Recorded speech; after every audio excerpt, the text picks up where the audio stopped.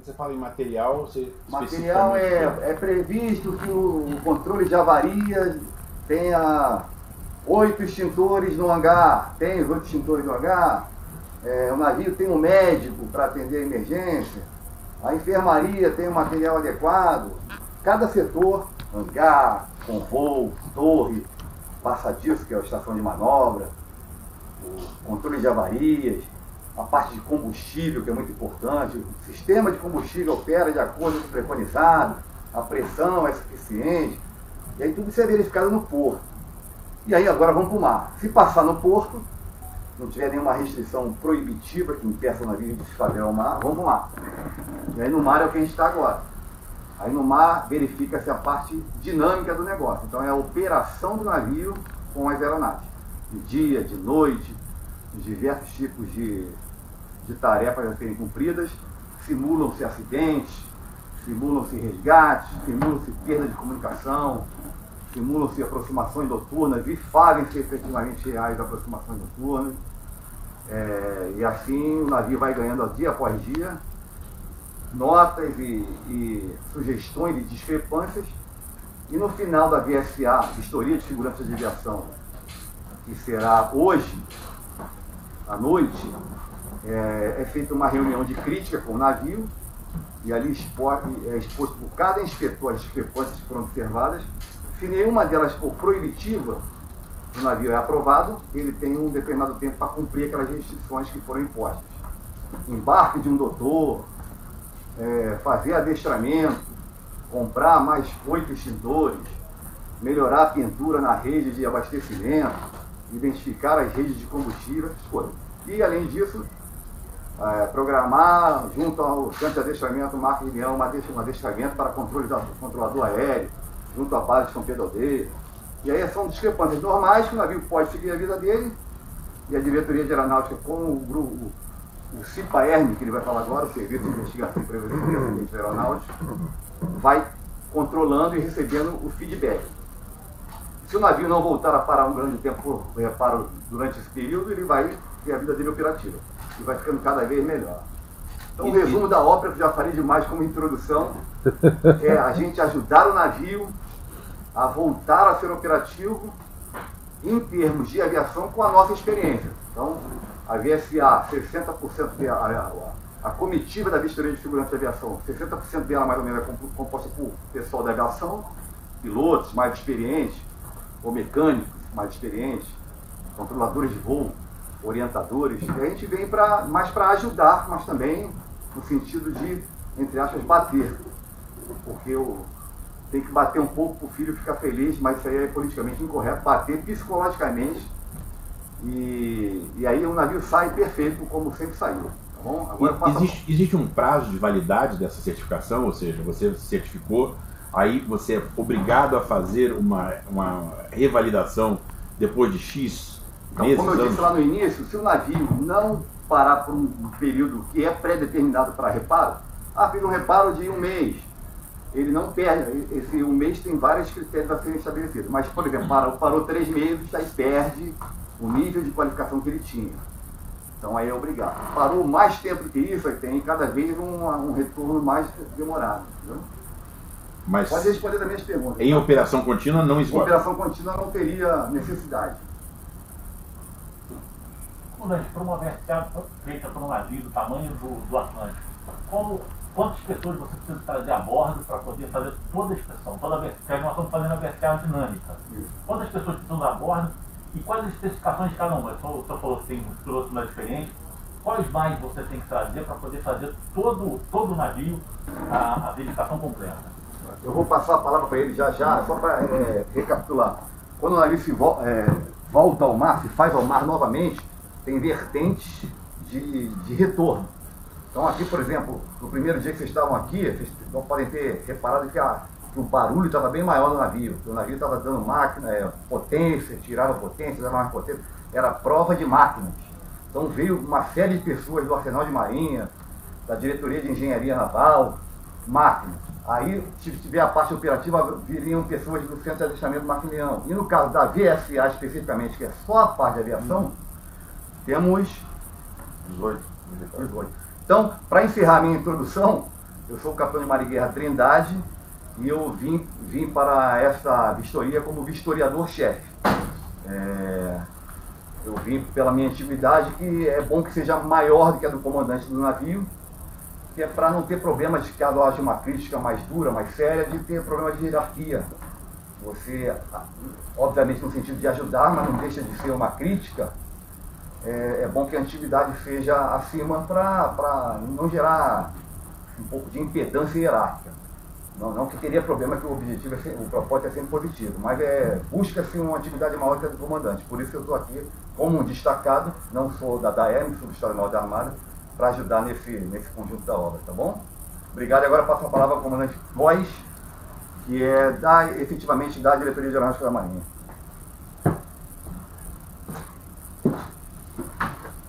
Bom dia a todos, vamos posicionar aqui desse lado, eu fique melhor aí para que a gente possa, se o ângulo não estiver adequado. Se você der um passinho para fora, você vai entrar debaixo da luz, vai ficar melhor. A luz vem atrás de você, beleza. Tá bom esse ângulo? Ótimo.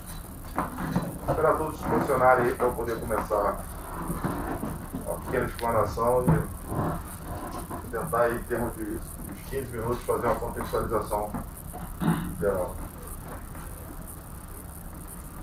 Bem, bom dia a todos. Sou o capitão de fragata Góes, sou o chefe do grupo executivo do Serviço de Investigação e Prevenção de Acidentes Aeronáuticos da Marinha, que é um dos departamentos da Diretoria de Aeronáutica da Marinha. Por isso que aqui no slide nós temos, no canto superior direito, lá à direita, o logo do CIPAERG, que é o elo central da Marinha em termos de investigação, de prevenção e investigação de acidentes aeronáuticos da Marinha. E à esquerda nós temos o brasão da Diretoria de Aeronáutica da Marinha, que é a diretoria responsável pela parte técnica relacionada aos quesitos da aviação da Marinha. E um dos departamentos desta diretoria é o CIPAERG. Nesses 2 dias, né, vocês puderam acompanhar diversas atividades de operações aéreas, e o nosso trabalho aqui é justamente prestar uma assessoria em termos de segurança de aviação. Por isso, nós estávamos conduzindo a VSA, que é um acrônimo de Vistoria de Segurança de Aviação, que nada mais é que uma atividade que ela foca identificar perigos relacionados às operações aéreas, né? E o que vem a ser perigos? Basicamente, ele é baseado num tripé. Qualquer ato ou procedimento que venha a promover morte ou lesão corporal, danos materiais, ou que venha a comprometer o cumprimento da missão da OM, é identificado como um perigo. Então, a nossa vistoria aqui, a nossa comitiva, ela está embarcada justamente para acompanhar o dia a dia de operações aéreas da OM em termos dinâmicos, porque já foi feita uma primeira parte estática no dia 25 de agosto, e com isso buscar identificar esses perigos, essas eventuais vulnerabilidades às operações aéreas, de forma que possam ser formuladas recomendações de segurança de aviação, que são justamente orientações para mitigar esses perigos identificados e nós termos uma operação aérea segura, seja no navio. Isso também se estende a diversas outras organizações militares da Marinha com capacidade de operar com aeronaves. Tá? Então, como é que foi construída a VSA do NOA Atlântico 2021? O NOA Atlântico realizou sua última vistoria de segurança de aviação no mês de agosto de 2020. E para determinadas organizações militares, a validade dessa vistoria é de 12 meses. Existem outras, em função das características e de apoio de aviação, que essa vistoria pode ser de até 24 meses de validade. No caso do navio Aeroda, ela é de 12 meses. Com isso, no mês de agosto de 2021, era necessário que o navio realizasse uma nova vistoria para se manter habilitado a operações aéreas com segurança. Foi composta uma comitiva. Nessa comitiva existem 18 militares, sendo 13 oficiais, 5 praças, das quais o historiador-chefe, Capitão de Marinha Guerra Trindade, e os demais historiadores do setor. Então, já buscando responder a pergunta do Guilherme aqui, prazer estar com você aqui, Guilherme, mais uma vez. Diversos setores são inspecionados numa vistoria dessa envergadura. Começa-se da própria diagnose do navio, que é o historiador-chefe, como o comandante, buscando identificar vulnerabilidades relacionadas à gestão da segurança de um amplo aspecto na OM, passando por outros setores, como o de oficial de segurança de aviação. Esse é um dos poucos navios da Marinha, e na verdade é o único navio da Marinha que possui oficial de segurança de aviação tecnicamente habilitado e embarcado de fato, além de outros setores que eu posso citar: a parte de controle aéreo, a parte de operações aéreas, a parte de convoo, sistemas de iluminação, abastecimento, o sistema de apreço e partida de aeronave, que é justamente o fornecimento de energia elétrica para o acionamento das aeronaves, a parte de hangar, ou seja, uma série de setores.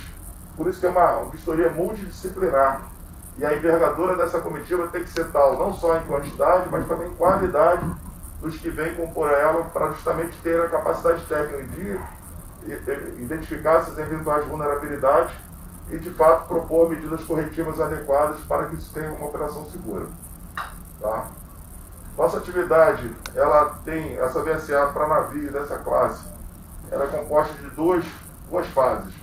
A primeira fase é uma VSA estática, que é justamente com o navio atracado, onde são verificadas todas as partes documentais e requisitos pré-estabelecidos para a garantia da continuidade das operações aéreas em termos de laudos de equipamentos, aferição, certificações e toda a parte documental, e também são realizados exercícios com o navio atracado, justamente para verificar o guarnecimento das diversas estações envolvidas em operações aéreas, capacidade de resgate, seja por lancha, seja coordenação para lançamento de uma aeronave eventualmente embarcada, as partes de saúde, em termos de socorro a eventuais vítimas de um acidente aéreo, seja lá qual for. Então, passada essa parte estática que foi realizada no dia 25, nós viemos para o mar realizar a parte dinâmica. E ontem os senhores puderam vivenciar e presenciar, também registrar ao longo do dia.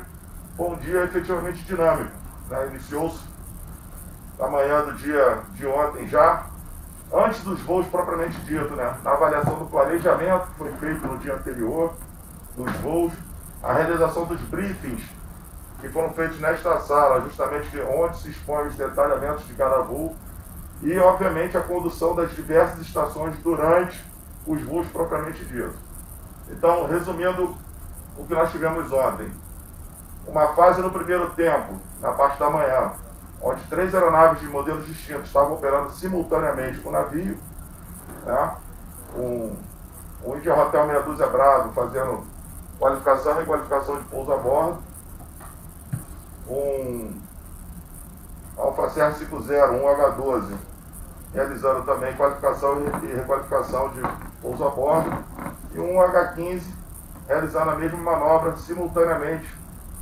Correção, o H15 estava realizando aproximações controladas de urna, que é um procedimento de aproximação por instrumento, onde ele é controlado pelo COC do navio, Centro de Operações de Combate, e na final curta ele passa ao controle da torre. Então, nós colocamos esse exercício justamente para verificar a dinâmica de capacidade de coordenação da torre com o controle, com o comando, e a realização dessas coordenações e de operações aéreas seguras. E, obviamente, vocês puderam perceber que, ao final desse exercício da manhã, após o pouso da aeronave H15 no ano Spot número 5, ocorreu uma diversa movimentação de pessoal ali no convés de voo, que justamente foi simulado um acidente, um crash no convoo, simulando que a aeronave H15 tenha vindo realizar um pouso de emergência após a falha em um de seus motores e veio a crashear no convoo, justamente para verificar a outra parte relacionada ao combate ao incêndio, ou seja, a garantia da segurança do navio e após o resgate das vítimas desse acidente. Então essa dinâmica foi realizada toda na parte da manhã. Na parte da tarde foi simulados exercícios similares em termos de operação simultânea de 3 aeronaves, onde uma estava realizando esclarecimento um pouco mais afastado, outra realizando qualificação de pouso a bordo nas proximidades do navio, e a terceira realizando um evento um pouco antes, e ao término do pouso desta, que tinha uma capacidade de resgate maior, foi simulado que a aeronave estava realizando esclarecimento a cerca de 15, 20 milhas do navio, o India Hotel Meia Dúzia Bravo, o Garça 52, ela tivesse tido uma pane no seu motor, a aeronave monomotora, e eventualmente, segundos após, evoluindo para um crash no mar. E com isso foi disparado justamente a questão de analisar a capacidade do navio, em função dos seus meios, prestar esse apoio em termos de resgate a essa aeronave que se acidentou no mar. Então foi verificado que o navio ele evoluiu a configuração de uma das outras aeronaves que estava voando para a configuração SAR, embarcou os mergulhadores do grupo SAR e foi direcionado para o local do crash. O navio também realizou sua manobra e lançou sua lancha para prestar esse apoio no caso de necessidade real.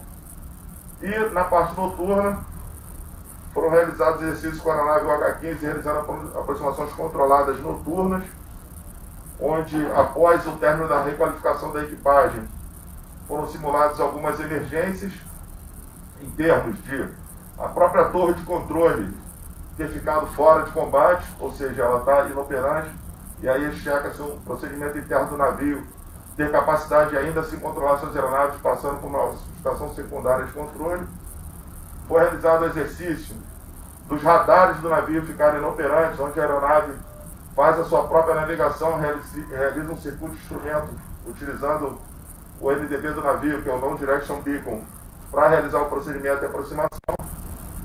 E também, na final desse procedimento, a aeronave simulando uma baixa visibilidade, onde é previsto a realização de um procedimento de aproximação controlada de baixa visibilidade, onde o navio adota um perfil de máxima velocidade para aumentar a sua esteira, coloca alguns tratores na popa, com os faróis ligados para melhorar a iluminação e lança alguns fumígenos para fazer uma esteira que possa auxiliar a aeronave na visualização do navio no procedimento desse, com baixo teto, baixa visibilidade horizontal. Então isso foi concluído na noite de ontem, e na madrugada, creio que os senhores não estavam acordados, mas também ocorreu o primeiro pouso do aeronave UH-15, realizando operações com óculos de visão noturna.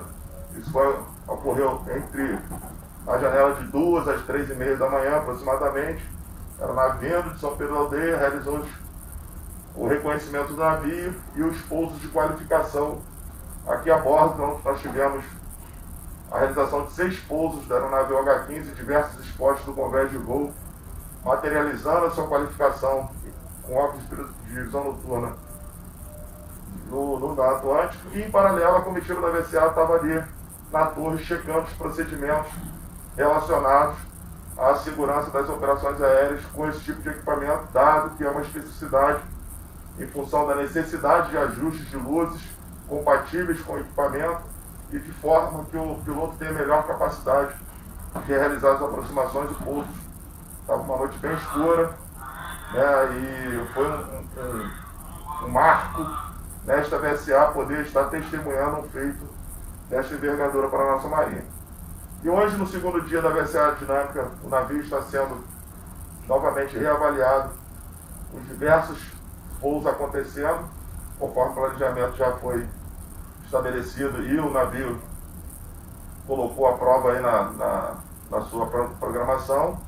E ao longo deste dia, a comitiva também estará verificando os demais procedimentos ou necessidades de correções pontuais que foram observados no dia de ontem, de sorte que, ao final do dia de hoje, nós estejamos prontos para fazer a nossa reunião de crítica, que é quando a comitiva se reúne com os oficiais do navio e dá um feedback, setor a setor, sobre os aspectos observados, ou seja, sobre os perigos, as recomendações de segurança decorrentes, e, ao final, é dado um aval sobre cada setor se está satisfatório ou não satisfatório, e ao final de tudo o historiador-chefe faz o encerramento da VSA, participando ao comandante se aquela vistoria está satisfatória ou não satisfatória para a OM continuar conduzindo operações aéreas com segurança.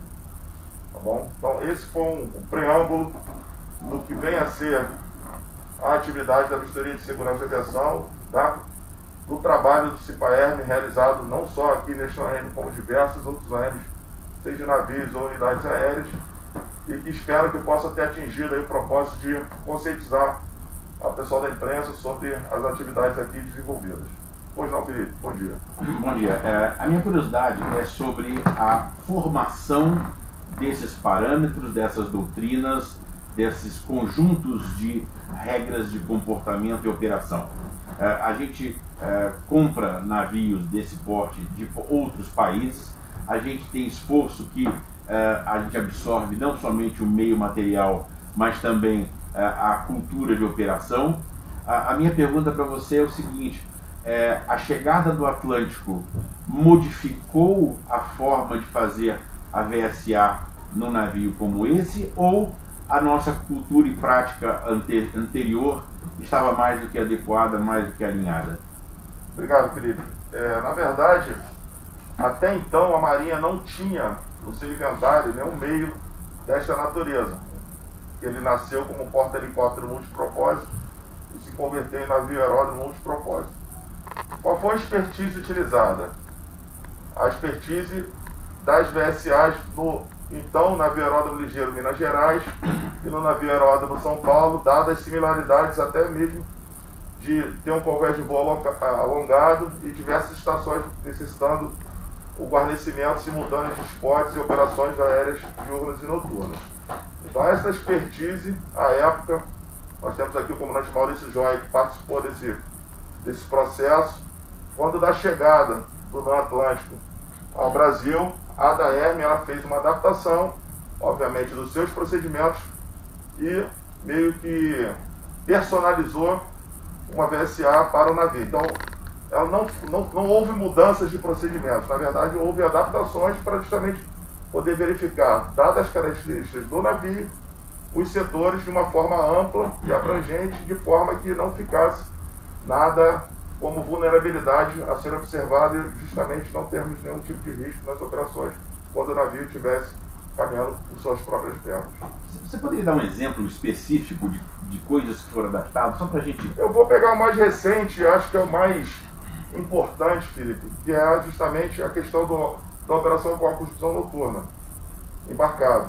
Até então, até 2020, nós não tínhamos essa capacidade de operação com óculos de visão noturna embarcado. Então, no Atlântico, no final do ano passado, ele foi submetido a uma homologação, inicialmente, para a operação com óculos de visão noturna, aí a parte técnica de verificação de iluminação, verificação de parâmetros, de fato, mínimos para que seja possível a realização do voo.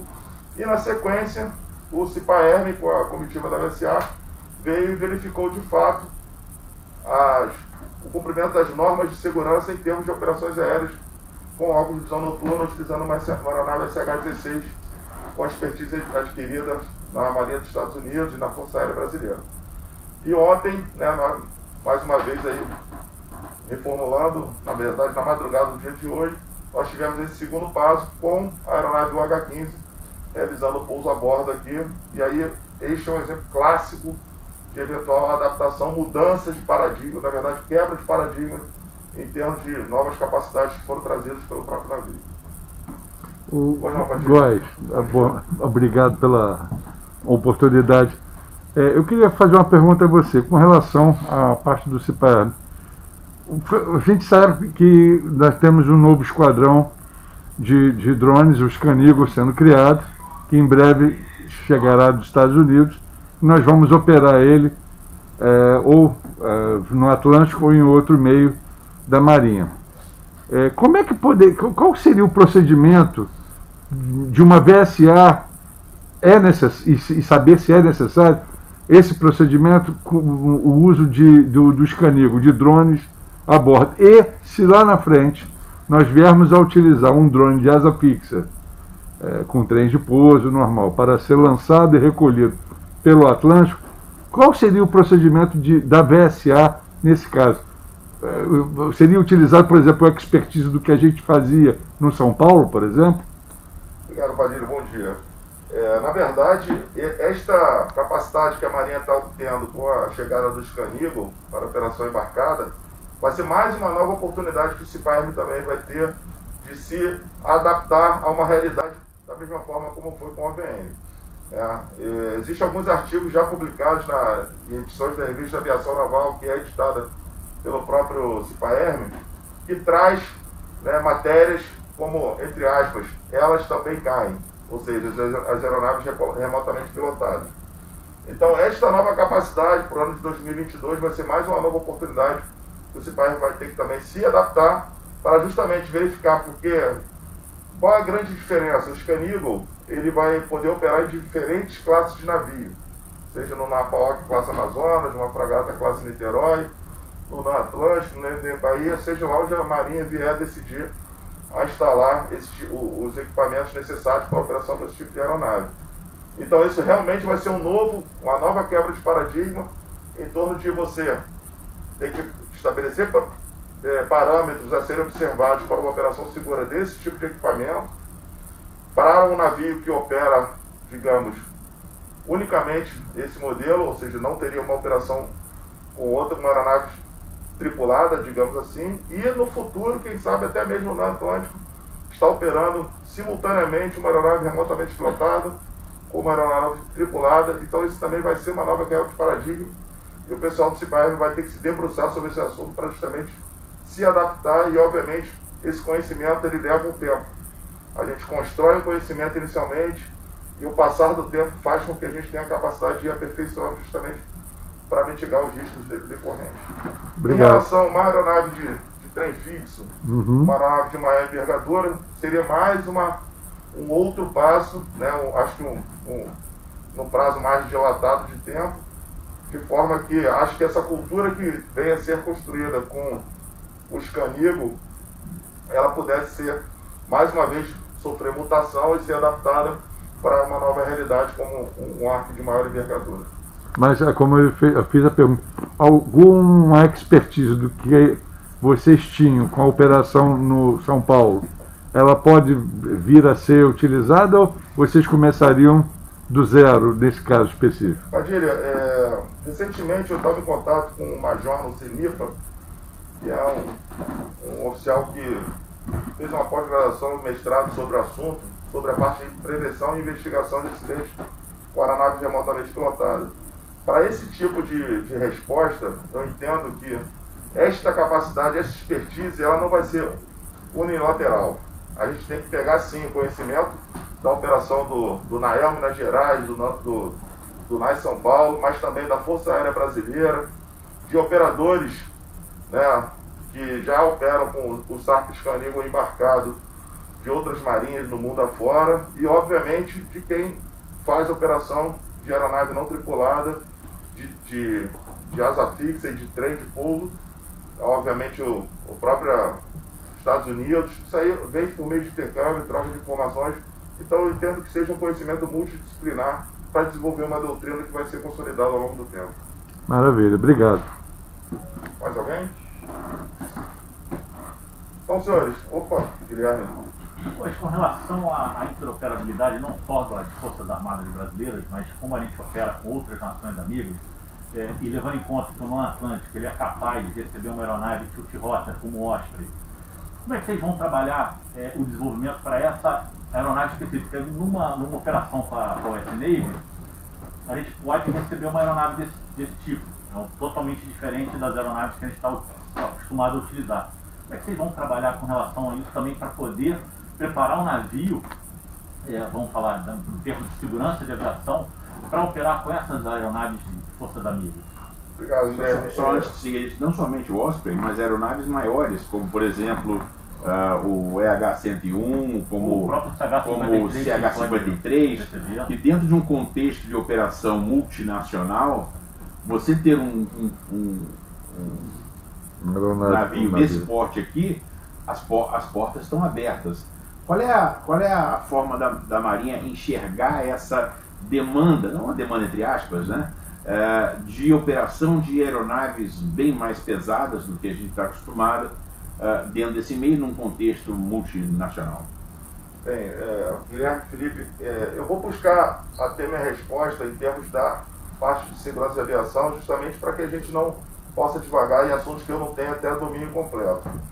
Eu vou dividir a minha resposta em duas partes. O que tange a operação eventual do Merlin, de um CH-53, ou seja, aeronave de asa rotativa de grande porte, como o navio já está homologado para operações aéreas diurnas e noturnas com aeronave de asa rotativa, não traria grandes modificações em termos de procedimentos internos, obviamente, talvez uma necessidade de ajuste, de separação entre spots, uma coordenação muito mais operacional do navio, estação de centro de operações aéreas com a torre e o comando, em termos de que seria justamente uma operação eventual, não seria uma operação contínua.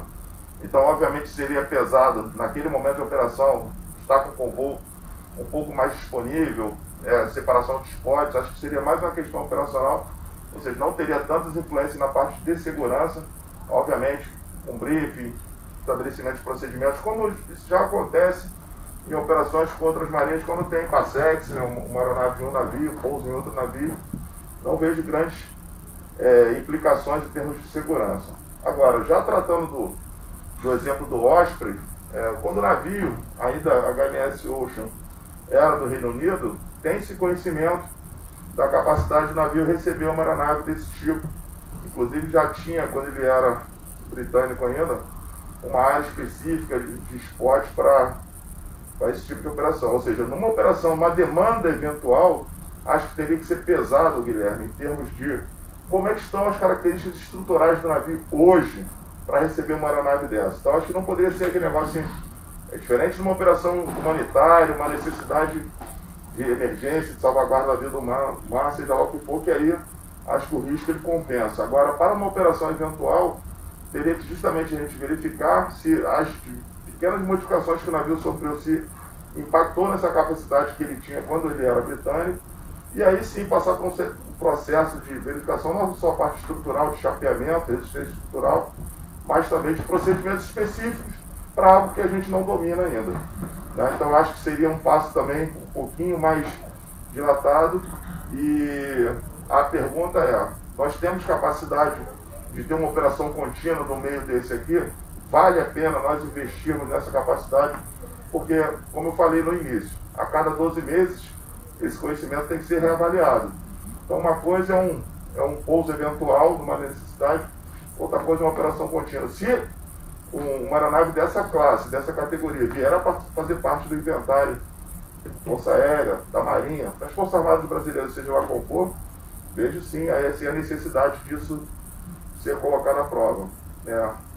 Em termos de interoperabilidade, nós teremos aqui na continuidade dessa comissão a Operação Poseidon, onde a Força Aérea e o Exército estarão realizando, pela primeira vez também, o pouso a bordo com o navio em movimento. Então isso já é mais um passo que mostra essa capacidade do navio estar pronto para receber aeronaves, e aí o outro lado da moeda, que tem que fazer o seu dever de casa também para operar com segurança aqui. Complementando a pergunta e entrando já na Poseidon, qual o papel da ERM, da CIPA-ERM, nessa operação específica com o Exército e a Aeronáutica agora a bordo do navio? São operações distintas que eles não estão acostumados a fazer, quer dizer, é um mundo novo para eles. Como é que foi o envolvimento de vocês na prevenção do acidente aeronáutico numa operação como a Poseidon? Obrigado, Guilherme. Na verdade, o que acontece? Quando o CIPA-ERM ele vem a bordo para fazer a VSA do navio, ele não escolhe o cliente que vai vir operar aqui. A verdade é essa. Então, essa capacitação do navio conduzir operações aéreas, diurno e noturno e até o OVN, que ele revalidará, dá a ele a capacidade de operar com as aeronaves, sejam da Marinha, que era a nossa realidade até no passado recente, e agora já vendo uma questão contemporânea futura, com operação conjunta com aeronaves da Força Aérea e do Exército Brasileiro. Então isso aí permeia muito mais uma questão de operacional, em termos de coordenação, isso aí, os esquadrões envolvido já vem fazendo um longo processo de transição de ensinamentos e tudo mais, inclusive os voos vão ser conduzidos com pilotos da Marinha nas cabines, justamente para dar essa capacitação. Em termos da VSA, a própria VSA ela vai sair de cena dessa comissão, ou seja, o navio, uma vez homologado e tendo a sua VSA revalidada, questão totalmente operacional, ele já sabe o que fazer em termos de segurança. E aí eu volto, por isso esse é o único navio que tem um oficial de segurança de aviação a bordo e ele tem a responsabilidade de assessorar o comandante no planejamento e na execução das operações. Obrigado, Jorge. A minha curiosidade é a seguinte, cada uma das forças singulares tem sua própria estrutura de segurança aeronáutica. Isso é assim. E aí você começa a entrar num mundo novo de operações conjuntas, onde você tem não somente aeronaves de cada uma das forças singulares operando a bordo do navio da Marinha, mas eventual caso de aeronaves carregando pilotos de forças diferentes.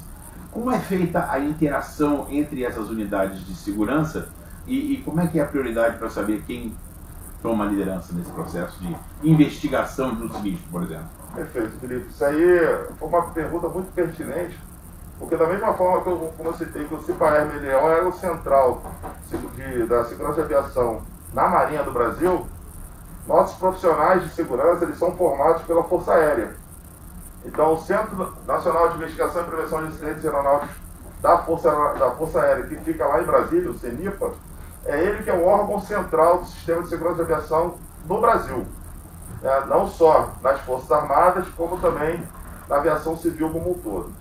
Então, como nós lá somos formados, assim também os oficiais de segurança de aviação do Exército Brasileiro, o CIPAERM e o CIPAEREX, que são as estruturas de segurança de aviação das Forças Singulares, juntamente com o CENIPA, eles estão numa ligação sistêmica para a coordenação das atividades de investigação e prevenção de acidentes aeronáuticos. E, obviamente, aí, respeitadas as particularidades de cada força singular, sempre quando tem uma ocorrência com uma aeronave daquela força, e aí por questão de normas e estabelecimentos já de cadeia de comando investigador, quando da ocorrência de um acidente aeronáutico ou um incidente aeronáutico com uma determinada aeronave, o COMINSUP daquele meio vai determinar qual vai ser o comando investigador, ou seja, uma aeronave da Marinha vai ser investigada pela Marinha, uma aeronave do Exército vai ser investigada pelo Exército, e a aeronave da Força Aérea ou aeronaves civis são investigadas pela Força Aérea Brasileira, utilizando inclusive os seripas espalhados Brasil afora. Então, nessa eventualidade de uma ocorrência, vamos supor, bater na madeira aqui, na Poseidon, uma aeronave da Força Aérea tripulada com o piloto da Marinha junto com o piloto da Força Aérea, vem a ter um pouso brusco aqui no navio, com um dano, vira um incidente aeronáutico. Essa ocorrência aeronáutica vai ser, obviamente, investigada pela Força Aérea, pelo conhecido daquela força, com certeza com o apoio da Marinha para prestar assessoramento adequado para as especificidades de operação e vice-versa. Quando nossos pilotos estavam fazendo treinamento APM lá no Exército Brasileiro, tivéssemos uma ocorrência, seria o Exército e assim sucessivamente. Tá bom? Bem, não tendo mais nenhum tipo de pergunta, eu agradeço a oportunidade a todos. Vou passar a palavra ao comandante Trindade para fazer o encerramento dessa entrevista. A gente já tem uma agenda de almoço na sequência aqui a ser cumprida também. Comandante, sua palavra. Minha posição. Antes de tudo, mais rata, né? No início eu estava pensando em nível de operatividade de navio, que geralmente o navio está com nível de operatividade elevado e está operando esse nível mantido, mas em termos de VSA, aqui com o nosso especialista, para essa classe de navio, como eu disse, que as regras são distintas, como é um navio aeródromo, de 12 meses, tá? Acho que foi a pergunta sua. Então, mais ratinha, mas o Góes, como especialista no assunto, como membro da diretoria de aeronáutica e do Serviço de Investigação e Prevenção de Acidentes, é um especialista no assunto. E as perguntas dos senhores a gente sabe que são sempre de alto nível, e por isso que eu fiz questão de que, apesar de ser um aviador naval, de ter vivido a aviação e continuar vivendo, há que ser um membro efetivo aí do CIPAERM para responder o nível da pergunta dos senhores. Então, esse é o primeiro ponto. O segundo ponto é que eu gostaria de frisar que a gente está vivendo um momento histórico realmente, na aviação naval, na Marinha do Brasil e no próprio país, e os senhores como uma imprensa que a gente tem muita satisfação de tê-los a bordo há longo tempo atrás. Desde então, é uma presença constante na nossa vida. E a gente agradece muito aí esse apoio para mostrar à sociedade o que a gente faz. Nada melhor do que os senhores estarem presentes no primeiro pouso com óculos de visão noturna, com o navio da Marinha do Brasil em movimento no mar, e no primeiro pouso de aeronaves de outras forças no navio da Marinha do Brasil em movimento. Então, são dois momentos de grande monte, porque não são coisas simples, são coisas de um nível muito elevado. Então, mais uma vez, agradeço a amizade dos senhores, o profissionalismo e o apoio à Marinha do Brasil em divulgar o nosso trabalho, que é importante para a sociedade o conhecimento, e já que a Marinha é do Brasil, e fico feliz de essa união entre a gente e a sociedade, proporcionada pelos senhores, estar sendo coroada nesse momento com 2 eventos importantíssimos que há 15 anos atrás eu nem imaginaria que pudesse ocorrer na nossa Marinha do Brasil, quando eu estava no auge da fase operativa, tá bom? Muito obrigado a todos, é uma satisfação tê-los a bordo como sempre. Obrigado. Brasil. Obrigado.